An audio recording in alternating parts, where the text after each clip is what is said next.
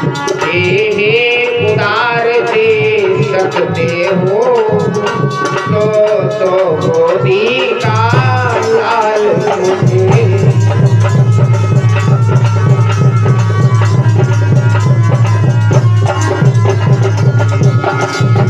जय हो।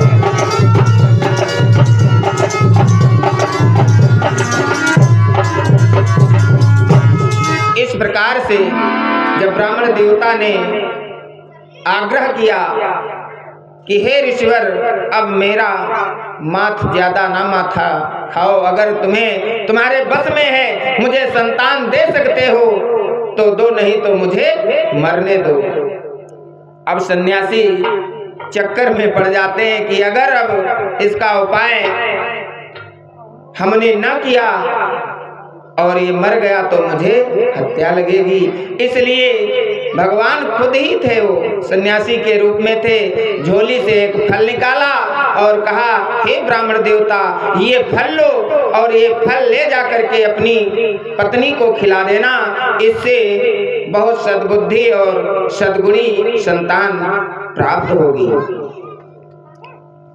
आज फल लेकर के आत्मदेव ब्राह्मण जो हैं वापस आते हैं घर को और फल जो है अपनी पत्नी को देते हैं, लेकिन पत्नी तो दुष्ट है, वो दुष्टा है, फल मिल जाता है फिर भी फल खाने के लिए तैयार नहीं। आज आत्मदेव ब्राह्मण से फल ले लेती है और कहती है, जाओ स्वामी हम खा लेंगे, और पड़ोसन को बुला करके कहती है कि हे बहिना, कोई ऐसा उपाय निकालो जिससे मुझे फल भी ना खाना पड़े और फल खाने का प्रभाव भी मालूम पड़ जाए। तो पड़ोसन एक थी, उसने कहा, इसमें क्या सोचना, ये तो अपने पति को बहकाना तुम्हारा काम है, बाकी हमारे गर्भ है, जब हमारे संतान होगी वो संतान हम तुम्हें दे देंगे, और फल जो है ये अपनी गाय को खिला दो, जिससे मालूम हो जाएगा कि फल का प्रभाव सही है या गलत। इस प्रकार से दोनों में आपस में सलाह हो जाती है और यही होता है। लुका छिपा करके वो फल जो है गाय को खिला दिया और धीरे धीरे समय होता है तो उस पड़ोसन के द्वारा बालक का जन्म होता है। वो पड़ोसन ला करके धुंधली को दे देती है और दूध पिलाने के बहाने से वो पड़ोसन जब तब आ जाती है, दूध पिला देती है, और उधर गाय के द्वारा भी एक बालक का जन्म होता है, जिसका सारा शरीर जो है मनुष्य का है, केवल कान जो है वो गाय की तरह है। ज्योतिषी लोग बुलाए जाते हैं, ब्राह्मण बुलाए जाते हैं नामकरण के लिए, तो जो पड़ोसन के द्वारा संतान हुई उसका नाम धुंधकारी रखा जाता है। क्या नाम पड़ा? धुंधकारी। और जो गाय के द्वारा बालक का जन्म हुआ उसका नाम ज्योतिषियों ने गोकर्ण महाराज के नाम से रखा।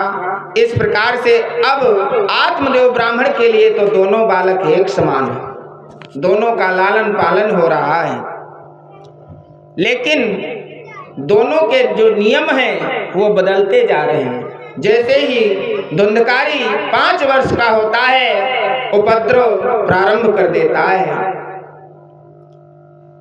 बच्चों को मारता है, बच्चों को ढकेल देता है, और गोकर्ण महाराज बचपन से ही पूजन में समय बिताने लगे, पूजा करने की इच्छा करने लगे। धीरे धीरे और बड़े हुए तो क्या होता है, गोकर्ण महाराज सुबह से शाम तक पूजन में ही समय बिता देते हैं कि गोकर्ण सुबह से संध्या तक पूजन में समय बिताने लगा।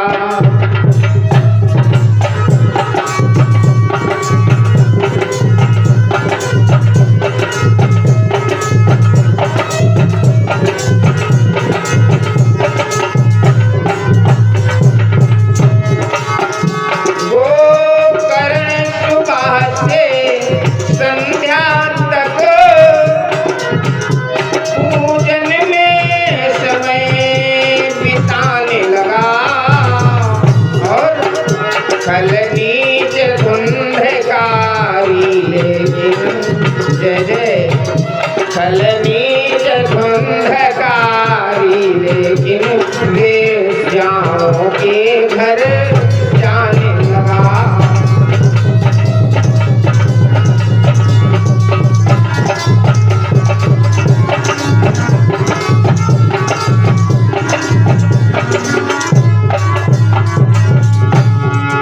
जैसे ही धुंधकारी कुछ बड़ा होता है तो वेश्याएं जहाँ श्रृंगार करती हैं वहां जाकर के बैठता है, वेश्याओं के पास समय बिताने लगता है। धीरे धीरे और जब धुंधकारी बड़ा होता है तो माता से धन ले करके वेश्याओं को देता है और नाना प्रकार के उपद्रव करता है, जिससे आत्मदेव ब्राह्मण के पास उलाहना आते हैं कि अपने बेटे को समझा लो, इसने मेरे बेटे को मारा है। कोई किसी प्रकार का उलाहना लेकर आता है, तब सन्यासी के वचनों की याद आती है आत्मदेव ब्राह्मण को कि सन्यासी महाराज कह रहे थे कि पुत्र से यह लोक भी बिगड़ सकता है। तब गोकर्ण महाराज के पास जाते हैं आत्मदेव ब्राह्मण और कहते हैं, बेटा तुम्हारे कर्मों को देख करके जितना छाती में ठंडक पड़ती है, लेकिन इस दुष्ट के कर्मों को देख करके मैं रो रहा हूं। शांत रहना बेटा, शांति पूर्वक कथा सुनो। आज गोकर्ण महाराज कहते हैं कि हे पिता, हे तात, संसार में संतान जो है एक समान नहीं होती। संसार में सभी संतानें क्या एक समान होती कि कोई सुखदायिनी होती है, कोई कुछ दुख भी देती है।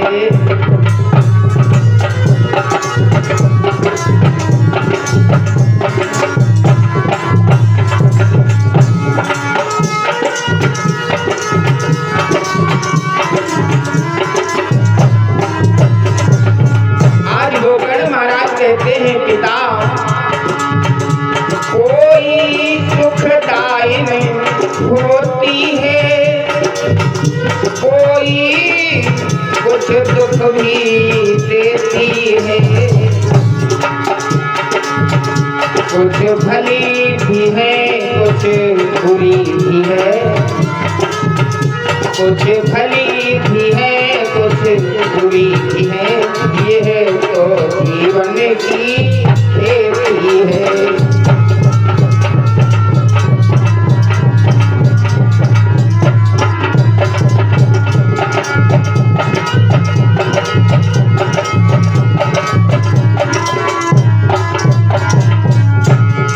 हे पिता, कोई संतान सुख देने वाली होती है तो कोई कुछ दुख भी देती है।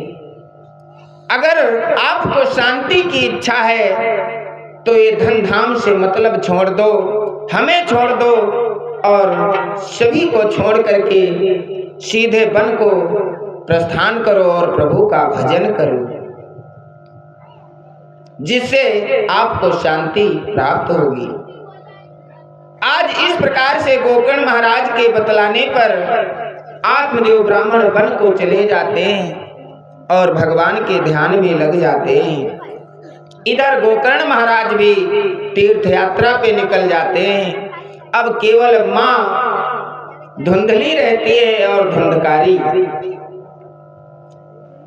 जब अकेले धुंधकारी रहता है तो डंडा लेकर के मां से कहता है, ऐ पापिनी, जब जो जैसा होता है उसे अगला भी उसी तरह का प्रतीत होता, क्योंकि वो पापी है तो अपनी मां से कहता है, ऐ पापिनी, घर का धन कहाँ छिपा रखा है, धन मुझे ला करके दे, क्योंकि वेश्या बिना धन के बात नहीं करेगी।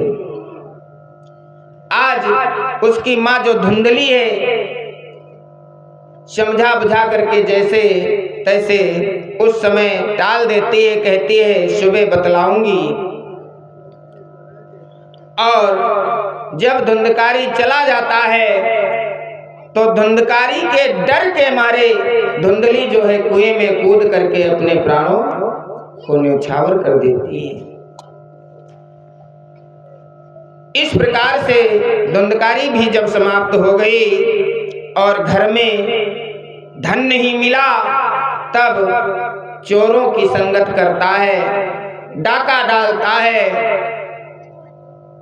और चोरी डकैती करके तब वेश्याओं के पास जाता है। तो वेश्याएं जो है जब डाका डाल करके वेश्याओं के पास बहुत सारा धन लेकर के जाता है, तो सभी वेश्याएं आपस में विचार करती हैं कि ये डकैती डाल करके धन तो लाता है, लेकिन अगर कहीं पकड़ा गया तो हम लोगों की भी आफत है। तो इसलिए अब इसे मार देना ही वाजिब है। जब तक मरेगा नहीं तब तक पीछा छोड़ने वाला नहीं है। ऐसा विचार वेश्याएं आपस में करती कि यह नीच प्राण के दंड बिना पाप से न मुंह को मोड़ेगा।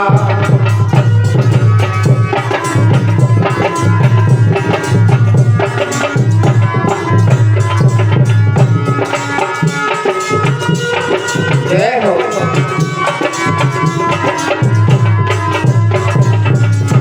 ये नीच प्राण के दंड बिना पाप से न मुंह को मोड़ेगा। मैं लाख तरह समझाऊंगी, वेश्याएं कह रही हैं, मैं लाख तरह समझाऊंगी पर दुष्ट न पीछा छोड़ेगा।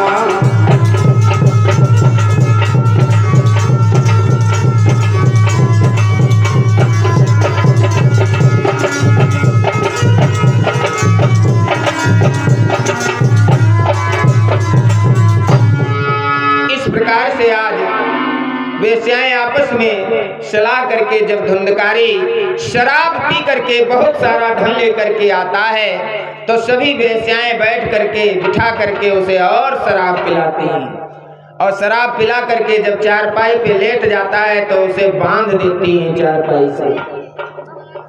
चारपाई से बांध करके फिर जलते हुए अंगारे जो है उसके मुख में डाल डाल करके इस प्रकार से महादर्दनाक मौत देती हैं वेश्याएं।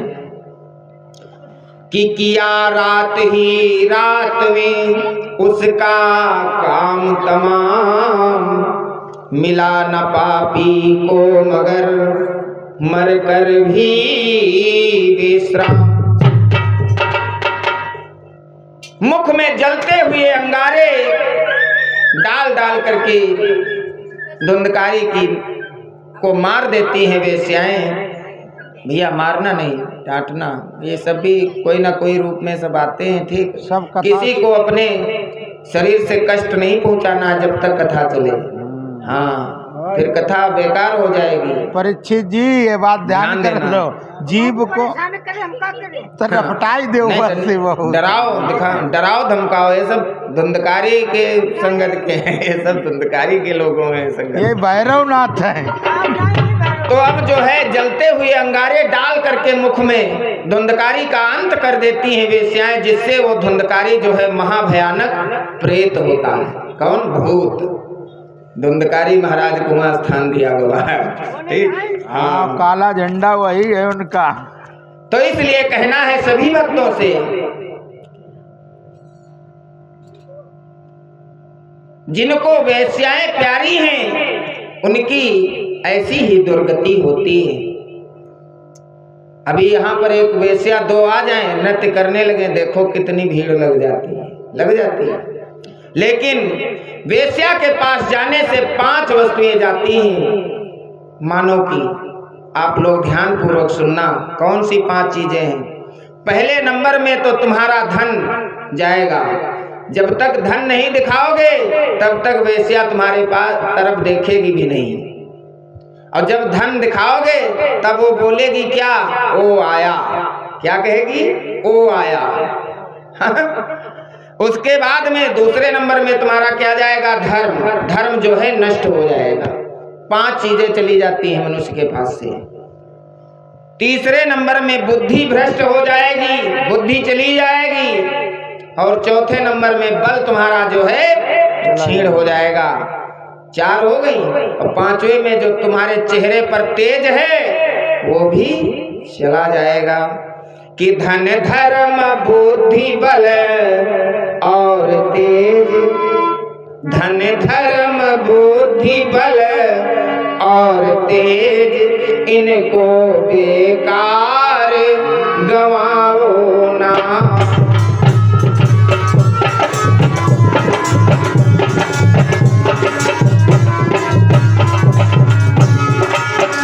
धन धर्म बुद्धि बल और तेज, इनको बेकार गवाओ ना। जो अपना भला चाहते हो, जो अपना भला चाहते हो, तो वेश्या के घर जाओ ना।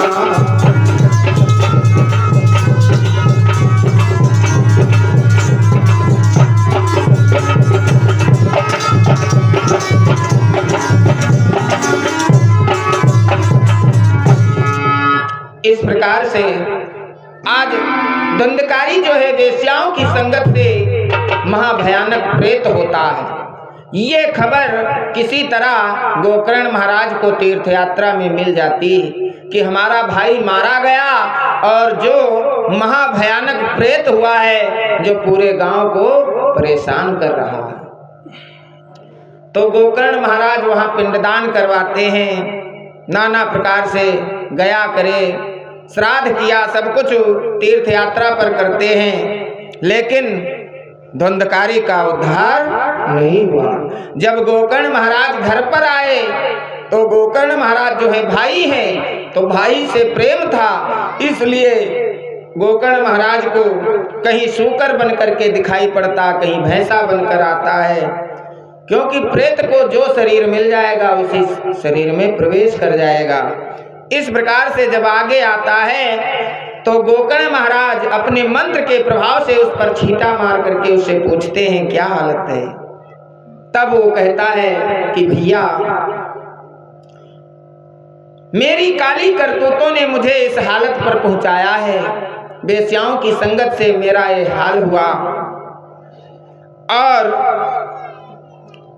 5 तत्वों से जो शरीर बना था वो 5 तत्व हमारे दुश्मन बन चुके हैं।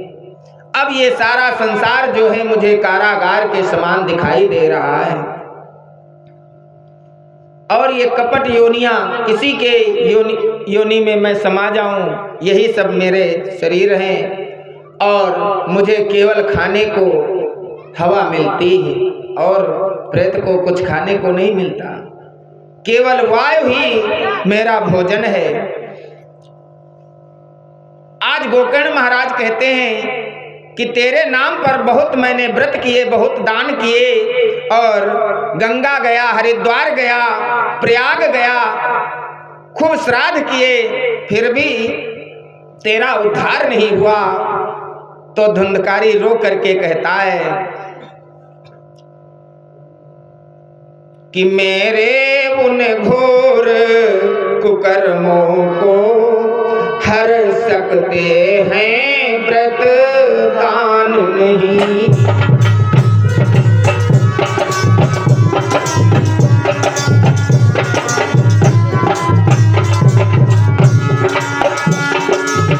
जय हो।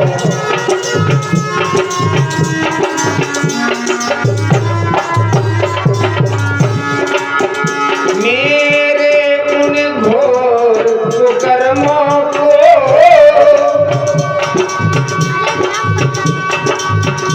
हर सकते हैं व्रत दान नहीं। नाथ की न्यायशाला है धुंधकारी गोकर्ण से कहता है, नाथ की न्यायशाला है यहाँ, कुछ रिश्वत की दुकान नहीं।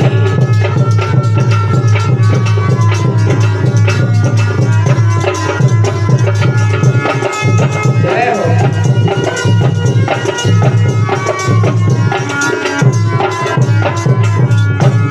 बोलिए सच्चिदानंद भगवान। हमारे हरे श्याम भैया की तरफ से 21 मुद्राओं का दान हुआ है। माता रानी सदा इनके भंडार भरती रहे। बोलिए सच्चे दरबार की जय। आज धुंधकारी रो रो करके कहता है, भैया अब केवल तुम्हारा ही सहारा है कि मैंने परिवार विनाश किया, अब तुम उद्धार करो भैया।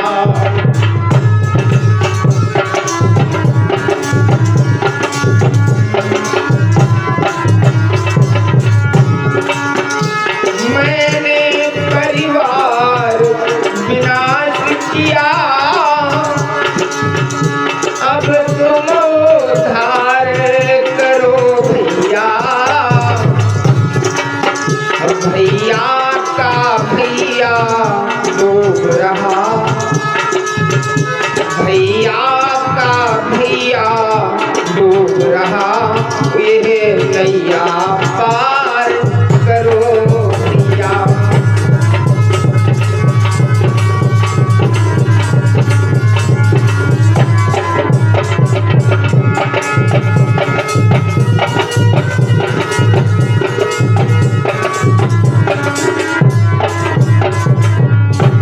इस प्रकार से जब धुंधकारी की आत्मा की आवाज की पुकार सुनते हैं तो गोकर्ण महाराज जो है भगवान सूर्य देव का ध्यान करते हैं और सूर्य देव गोकर्ण महाराज के मंत्र प्रयोग से आवाहन से सूर्य भगवान प्रकट होते हैं और सूर्य भगवान गोकर्ण महाराज से कहते हैं कि इसके मोक्ष के लिए केवल एक ही उपाय ऐसा है जिससे इसका उद्धार हो सकता है।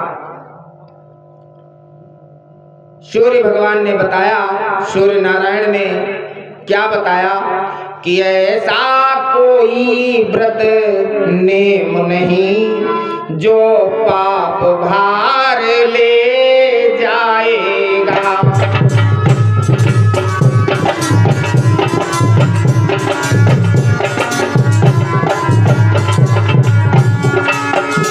ऐसा कोई व्रत नेम नहीं जो पाप भार ले जाएगा।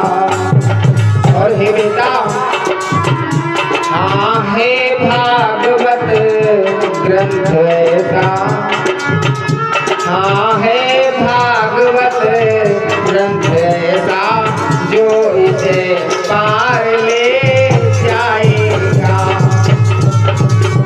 जय हो।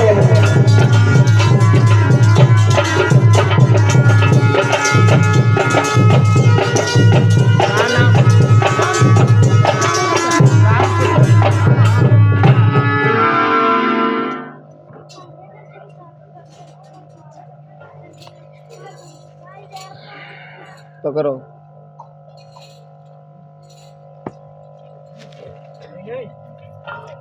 चलो 10 रुपया थोड़ी देर में ले लेंगे।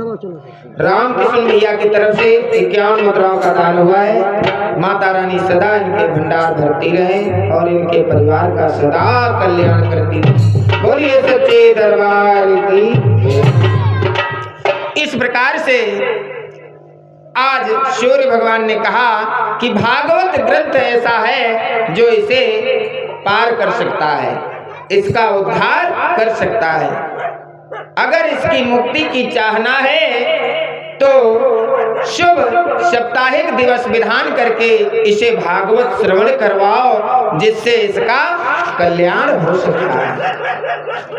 इतना कह करके सूर्य नारायण गमन करते हैं और गोकर्ण महाराज शुभ सप्ताह विधान करते हैं साप्ताहिक दिवस का श्रीमद् भागवत कथा का अनुष्ठान रखते हैं और एक साथ गांठ के बांस पर स्थान दिया जाता है धुंधकारी को और सभी देवताओं का आवाहन करके वैदिक विधान से कथा प्रारंभ करते हैं। जैसे ही पहले दिवस की कथा पूर्ण हुई, विश्राम लेते हैं, तैसे ही बांस की एक गांठ टूट जाती है कि एक ही रोज की गाथा में एक कोढ़ बांस की टूट गई।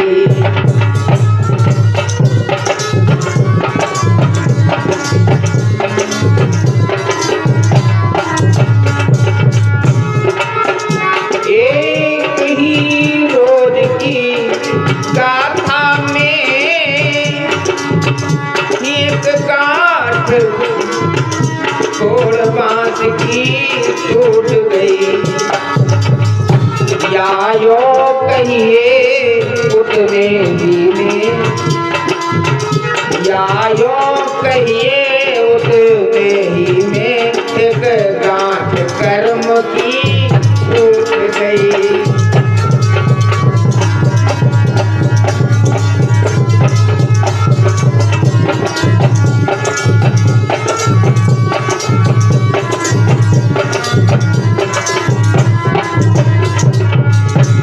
इसी प्रकार से दूसरे दिवस दूसरी गांठ, तीसरे दिवस तीसरी गांठ टूट जाती है, मतलब चिटकती जाती है और धुंधकारी जो है उसका स्थान नीचे होते जा रहा है।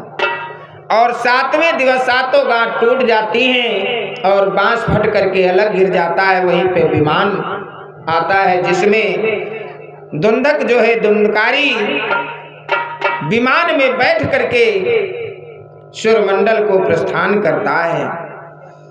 तो भागवत के प्रभाव से धुंधकारी का उद्धार होता है सातवें दिन।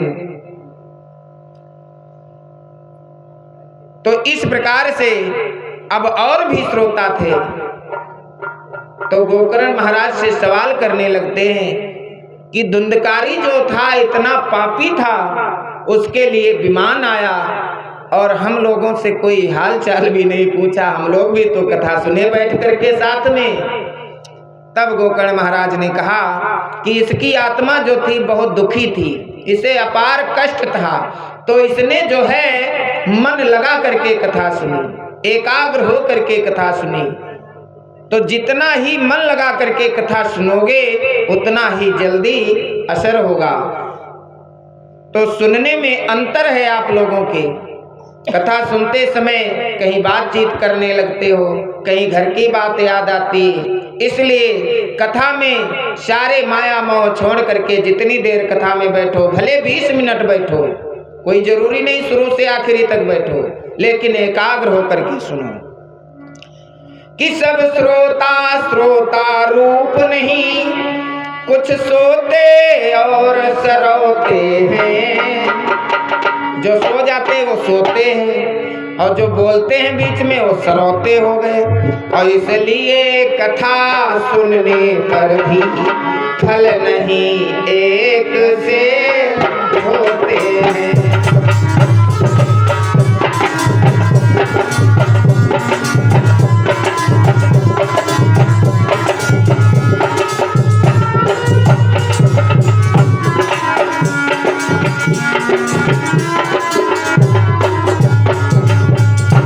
सभी श्रोताओं से गोकर्ण महाराज कहते हैं, चलो मैं फिर से साप्ताहिक विधान करता हूँ, सब 7 दिवस फिर से कथा सुनाऊंगा, सब लोग मन लगा करके सुनो।